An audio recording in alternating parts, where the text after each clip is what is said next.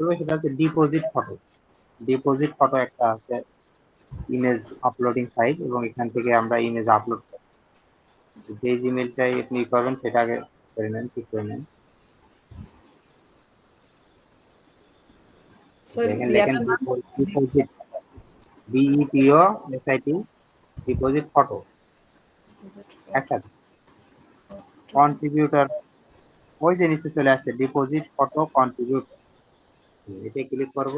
করার পরে এখান থেকে যান, কোনটায় যাবেন বলেন? ওই যে সেল ফাইল অনলাইন, প্রথমটাই যাবেন, সেল ফাইল অনলাইন কন্ট্রিবিউটর প্রবলেম। যাওয়ার পরে এখানে আমরা প্রথম কাজ হচ্ছে এগুলো, দাঁড়ান দাঁড়ান দাঁড়ান, নিচের দিকে যাবো, এগুলো একটু দেখে নেন কোথায় কি আছে। দেখেন এখানে নিচে যান, নিচে যান, একটু জিনিস বলে দিই। দেখেন ফাইল রিকোয়ারমেন্ট, দেখেন এখানে ইমেজ হচ্ছে জেপিজি অথবা পিএনজি অথবা জেপিইজি, এই তিনটা ফরম্যাটে হতে হবে, এবং কালার মোড হবে 8 GB। বুঝতে পারছেন?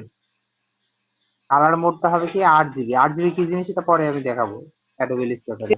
তারপরে মিনিমাম রেজুলেশন হচ্ছে 3.8 MP হবে, যেটা হচ্ছে ওই যে ওখানে দেখাই যাচ্ছে যে 2100x1600 পিক্সেল, এটা হচ্ছে মিনিমাম। ঠিক আছে, ম্যাক্সিমাম অনেক। ইমেজ হচ্ছে সাইজ হচ্ছে 50 সাইজ মানে সম্ভবত 50 MB, বেশি হবে না, 50 বা 60 বুঝতে পারছি। এটা হচ্ছে ইমেজের ক্ষেত্রে। ইমেজ ইমেজ কি রকম? 3 রকম, একটা হচ্ছে জেপিজি, আরেকটা হচ্ছে জেপিইজি, আরেকটা হচ্ছে পিএনজি। ইমেজ 3 রকম। এরপর আছে ভেক্টর ফাইল আছে। ভেক্টর ইমেজের জন্য ওখানে বলে দিয়েছে ভেক্টর ইমেজ আছে দুইটা ফরম্যাটে ওরা নেবে। একটা হচ্ছে এআই ফরম্যাট, এআই মানে আর্টিফিশিয়াল ইন্টেলিজেন্স, এটা না, এটা ওই এআই না। এআই মানে হচ্ছে এখানে আমরা এক্সটেনশন ব্যবহার করি না, কি বলে ওই যে জেপিজি, পিএনজি, তো ওই রকম ভেক্টরের ক্ষেত্রেও ওই এক্সটেনশন ব্যবহার হয় এরকম, এআই, ইপিএস, এই দুইটা ফরম্যাটে নেবে। ঠিক আছে, আর এই দুইটা ফরম্যাট যদি আমি ইপিএস বা এআই ফরম্যাট যদি আপলোড দিই, তাহলে আমাকে অবশ্যই জিপ ফাইলে দিতে হবে, এবং ওই জিপ ফাইলে আপনার জেপিজি, পিএনজি একটা ছবি দিতে হবে। কিভাবে এগুলো দেবো পরে আমি এগুলো আপাতত জানবো। জাস্ট এইটুকু। আর ভিডিও রিকোয়ারমেন্ট এটা পরে, এটা আমরা এখন আপাতত ভিডিও রিকোয়ারমেন্ট নিয়ে আমরা কাজ করবো, এটা পরবর্তীতে আমরা যদি ভাবি তাহলে এটা করা যাবে। এরপরে মিউজিক রিকোয়ারমেন্ট, আপনি মিউজিক অ্যাড করতে পারেন এখানে, বিভিন্ন বাজনা দিতে পারেন, সেল হবে এগুলো। ভিডিও দিতে পারেন, ভিডিও সেল হয়। এই হচ্ছে ডিপোজিট ফটোর কাজ কারবার। তাহলে আমরা ডিপোজিট ফটোতে আমরা ইপিএস ফাইল, আপনাদের বলছিলাম না যে কালো ছবি তৈরি করবেন, এটা আমরা ইপিএস ফাইল করবো, ভেক্টর ফাইল। আর ইমেজ নিয়ে যারা কাজ করবেন তারা জেপিজি, পিএনজি ছবি করবেন। যাই হোক, আপনারা অনেকে করেছেন। এখন আমরা অ্যাকাউন্ট করব, ঠিক না? অ্যাকাউন্ট করবো, তাহলে অ্যাকাউন্ট করলে আমাদের কি করতে হবে? হ্যাঁ হ্যাঁ, দাঁড়ান দাঁড়ান, এখানে বলে দিচ্ছে লেটস ওয়ার্ক টুগেদার, ওই যে রেজিস্টার কন্ট্রিবিউটর অ্যাকাউন্ট, ক্লিক করবেন। ক্লিক করার পরে এখানে আমরা ইউজার নেম দেবো, পাসওয়ার্ড দেবো, ইমেইল দেবো, লাস্ট নেম, অ্যাড্রেস, সিটি সবগুলো দিয়ে দেন। স্যার এখানে কি ওই রিয়েল নেম দিতে হবে? রিয়েল নেম দিব? ইচ্ছা, এগুলো কোনো বিষয় না, আপনি যা পারেন দিতে। ইউজার নেমের সাথে সংখ্যা ব্যবহার করেন তাহলে আপনার এটা ইউনিক হবে, না হলে কিন্তু ওইটা আরেকজনের থাকতে পারে। চেষ্টা করবেন যে এই ইউজার নেমটা যেন প্রত্যেকটা আপনার যত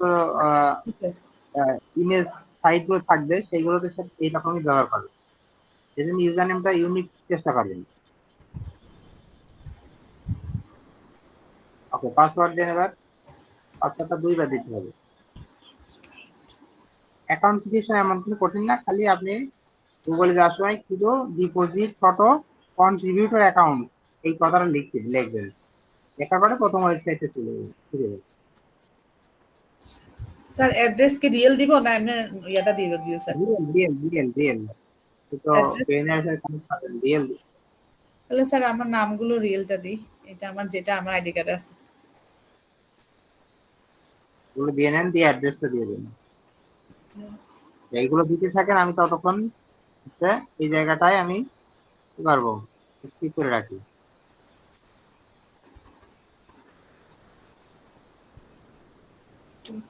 সব কমপ্লিট।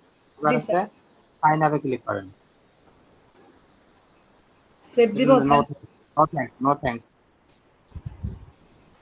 রোবট করেন।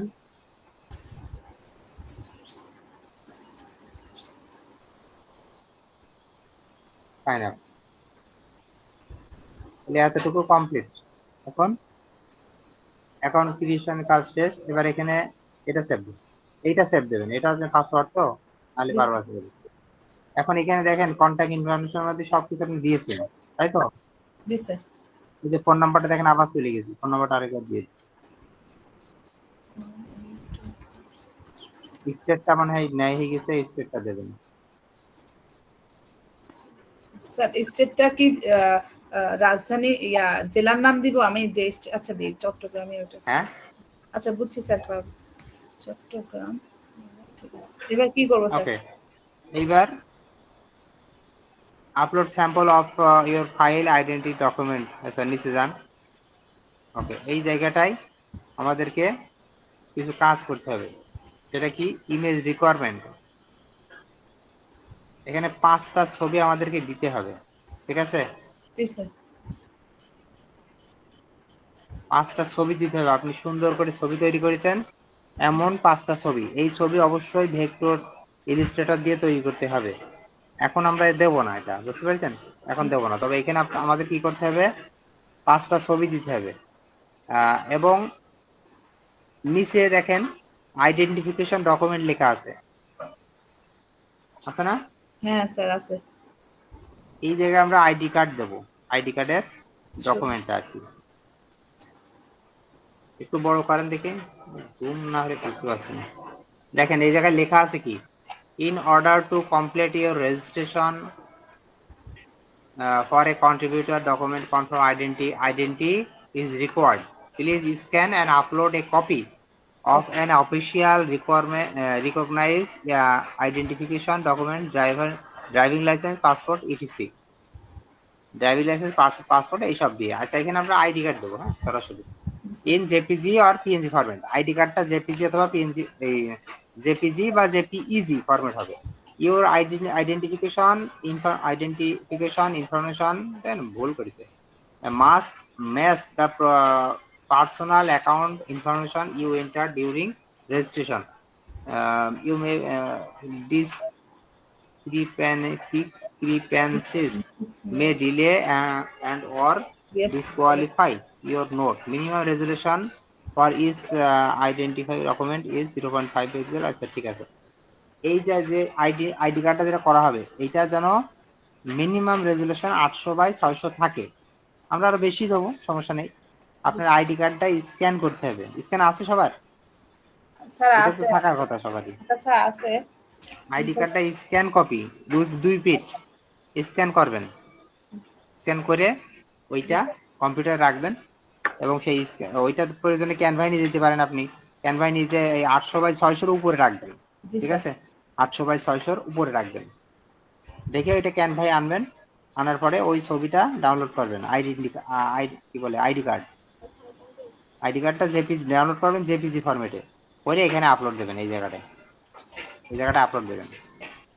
আর উপরে 5টা ছবি দিতে হবে। 5টা ছবি আপনার পরীক্ষা, মানে আপনি কেমন ছবি তৈরি করতে পারি।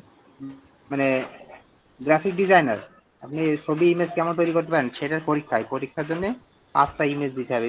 এটি পরীক্ষায় পাস করা মানে আপনার অ্যাকাউন্ট অ্যাপ্রুভ। বুঝতে পারছেন? জি স্যার। লাস্টে যে কি বলছে, in addition you could provide us link to your portfolio at the stock site. The larger you portfolio at one site, the higher your rating will be on our site. আচ্ছা যাই হোক, এখানে আর আপনার আর যদি কোনো থাকে, মানে এরকম কোনো সাইটের আপনি হয়তো কাজ করেছেন ইমেজ নিয়ে, সেই সাইটের লিঙ্ক আপনি এখানে অ্যাড করতে পারেন। 1টা 2টা 3টা যা পারেন দিতে পারবেন, সমস্যা নেই। ঠিক আছে, সেটা পরে যাচ্ছে। আপাতত আমরা এই কাজটা কি করা যাবে, এখন করা যাবে না, ঠিক না? জি আমরা স্যার। 5টা ছবি করব, এগুলো তারপরে করব। স্যার এখানে আমাদের যেদিন কোন এগুলো কাজ নেই। সাবমিট করব আচ্ছা ইমেজ সেদিন। রিকোয়ারমেন্টে যান, ওই যে উপরে ইমেজ রিকোয়ারমেন্ট, একটু উপরে। হ্যাঁ ইমেজ রিকোয়ারমেন্ট, ওখানে ওই যে একটা ড্রপ ডাউন মেনু আছে, ওখানে ক্লিক করেন।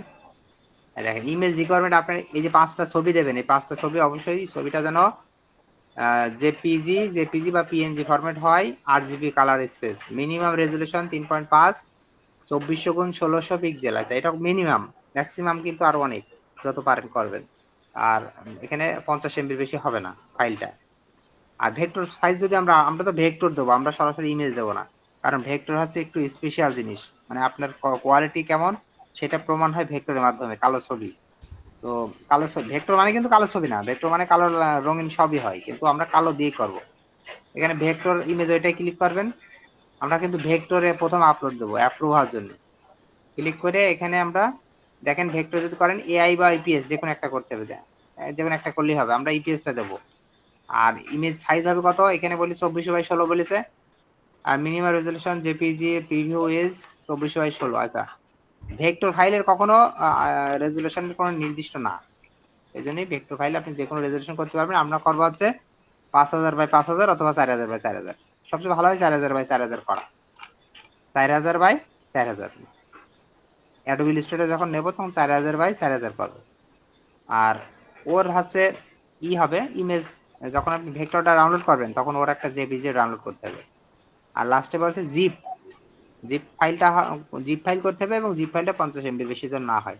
তো এগুলো আমার জানা আছে, এগুলো নিয়ে এত টেনশন নেই, এগুলো আমি সব দেখিয়ে দেবো।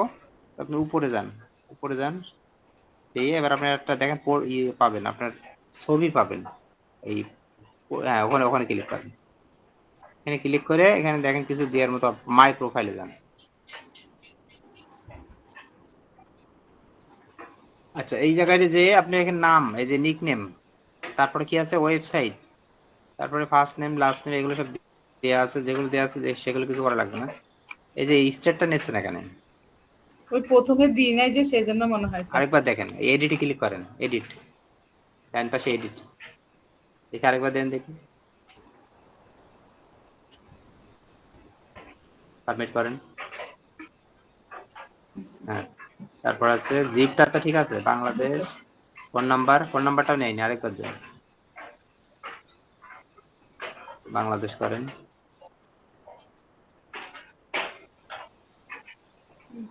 ওই যে নিচে, হ্যাঁ নাম্বার ঠিক আছে, সাবমিট।